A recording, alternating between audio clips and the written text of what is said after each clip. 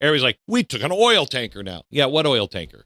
This oil tanker has been a bone of contention between us and Venezuela for a very, very long time because they are taking oil basically to China. We have said no, and they've also been doing it with Iran, taking some Iranian oil with this tanker, et cetera, et cetera. It has been it's a troubled oil tanker. So finally, Donald Trump just said yesterday, enough is enough. That's a message to China. That's all that was. When you look at what's happening in Venezuela, here's what I want you to understand. The world is profoundly changing. I would have been telling you this had Kamala Harris been in. I would have been telling you the world is profoundly changing and it's going to go into a global structure. And we're going to have one world government and then China and Russia. There'd be, that.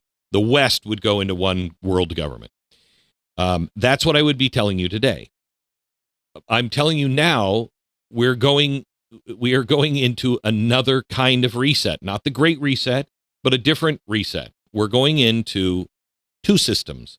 There will be one system for the East and one system for the West. I'm convinced of that. What Donald Trump is doing is everything that's happening in Venezuela. Yes, it has something to do with drugs in our own streets, et cetera, et cetera.